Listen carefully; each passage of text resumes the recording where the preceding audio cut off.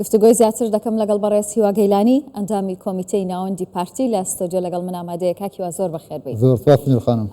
چوونی جێگیری سەرۆکی پارتی کە هاوکات سەرۆکی حکوومەتی هەرێمی کوردستانە بۆ دووکان و لە ماڵی مام جەلال کۆ دەبنەوە، ئەمە چی دەگەێنێت؟ بە واتای چی دێت؟ ئایا واتای ئەوەیە کە ئیدی یەکێتی و پارتی زۆر لێک نزیک بوونەتەوە کاتی ڕاگەاندنی کابینەی دێم نزیکە؟ سەرەتا سەڵاو لە ئێوە و لە بینەرانی کوردستان سوار. بێگومان ئەمڕۆ کۆبوونەوەیەکی گرنگ ئەنجامدرا و لە قۆناغ و باردۆخێکی یاسیاردا. بێگومان چوونی ڕێزدار کاک مەسرور بارزانی وەکو جێگەری سەرۆکی پارتیمان و سەرۆکی حکوومەتی هەرێمی کوردستان بۆ دووکان و بەشداریکردن لە کۆبوونەوەیەکی گرنگدا هەم پەرۆسی پارتیمان و یەکێتی نیشتیمانی کوردستان دەردەخات بۆ گەیشتن بە ئەنجامێک و هەستکردنە بەرپرسیارەتی لە قۆناغی یاسیاردا بۆ گەیشتن بە ڕێکەوتن و پێکهێنانی کابینەی دێم. کەواتە پێتان وایە نزیکبوونەوەی جددی هەیە بۆ پێکهێنانی کابینەی دێم؟ بەدڵنیاییەوە گەشتبینین. باشە کاکیوە، هەر لە سەرەتای دەستپێکردنی کۆبوونەوەکانەوە چ ئەو کاتێک کە شاندا تەکنیکیەکان کۆ دەبوونەوە کۆبوونەوە ئاساییەکان دەکرات تا ئەمڕۆ کە کۆبوونەوەی لووتکان ئەنجامدرا، هەردوو لا خۆیان دەپارێزن لە ئاشکراکردنی زانیاری و لا لێجوان. هۆکاری ئەمە چییە؟ دەزانێت چیە سنوور خانم؟ ئێمە لە بەدەم قۆناغێکی یاسیارداین. هەموو ئاماژەکان هەموو ڕووداوەکان خوێندنەوەکان پێمان دەڵێن ناوچەکە بەگشتی لە بەردەم کۆمەڵێک پێشهات و گۆڕانکاری گەورەدایە. بۆیە گرنگە ئێمە وەکو کورد وەکو گەلی کوردستان خۆمان ئامادە بکەین بۆ هەر پێشهات و ڕووداوێک و هەوڵ دێن زۆرترین سوود لە دەرفەتەکان وەربگرین.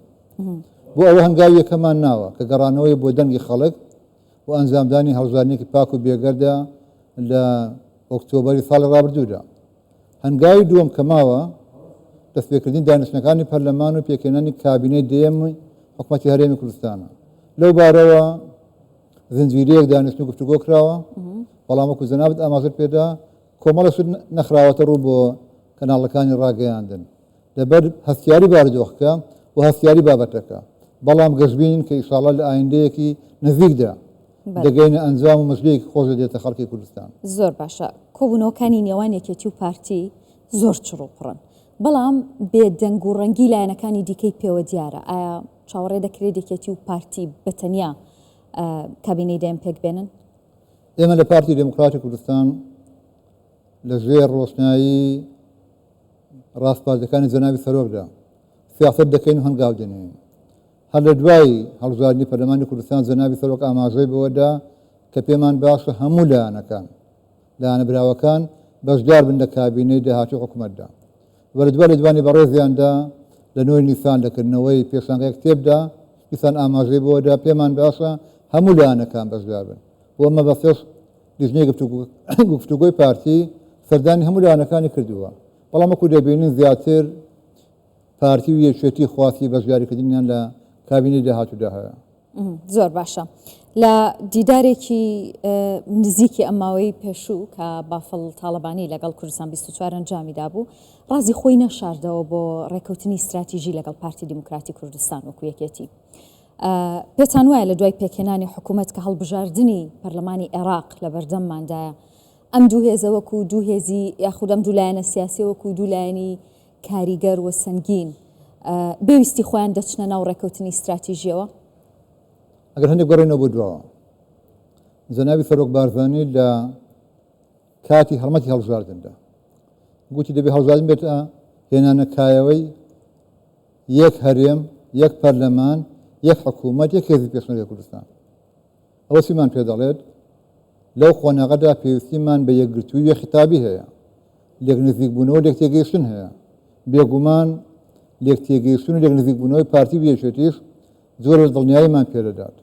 بۆیە لای ئێمە هەموو ئەو بابەتانە قابلی گفتوگۆن بۆ ڕێکەوتنێک کە لە بەرژەوەندی خەڵکی کوردستاندا بێ و ئامادەکاری بێت بۆ ئەو خۆناغی کە چاوەڕوانی دەکەین. باشە. پارتی دموکراتی کوردستان هەمیشە جەخت لەوە دەکاتەوە کە دەبێت پێکهێنانی کابینەی دێم بەپێی ئیستیحقاقی هەڵبژاردن بێت. بۆچی ئەوەندە گرنگە بەلاتانەوە کە بم شێوەیە بێت بەپێی بەرکەوتەی لایەنەکان بەشداریان هەبێت لە حکوومەت؟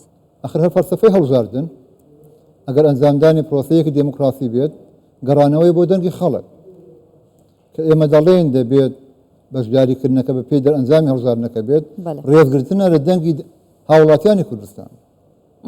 زۆر باشە. بۆچی هەمیشە پارتی دەڵێت دەمانەوێت یەک حکوومەت، یەک هێزی پێشمەرگە، یەک پەرلەمانمان هەبێ، مەبەستان لەمە چییە؟ سنوور خەڵک باسمان کرد لە بەردەم کۆمەڵک ئەگەر و پێشاد دەوێن بۆ ئەوە پێویستیمان بەوە هەیە ئەگەر خاوەنی یەک هەرێم نەبین، یەک پەرلەمان نەبین، یەک حکوومەت نەبین، ناتوانین هەم بە بەهێزیەوە بچینە ناو ڕووداوەکاندا، هەم لە ئاسر ئاسی کۆمەلگانی دەوڵەتیدا حسابمان بکرێت کە چکار دەبینین ئەمڕۆ هەرێمی کوردستان ژمارەیەک حساب بۆ کراوە لە هاوکێشە نێودەوڵەتی و ئیقلیمیەکاندا بۆ ئەوەی پێگەمان بەهێزتر ببێت، بۆ بتوانین پێداگری لەسەر مافەکانی خۆمان بکەین، دەبێت خاوەنی یەک هەرێم یەک پەرلەمان بین.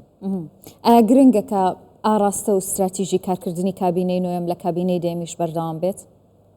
پێمان وایە کابینەی نوێم کابینەیەک سەرکەوتوو بوو بەڕێز جەنابی کاک مەسرور بارزانی وەکو سەرۆکی حکوومەتی کوردستان زۆر بە حەکیمی کۆمەڵێک قەیران و ئاستەنجی گەورەی تێپەڕاند، بۆیە بە دڵنیاییەوە کابینەی دێم دەبێت تەواوکەر و بەردەوامی دەری بەرنامەکانی کابینەی نوێم بێت.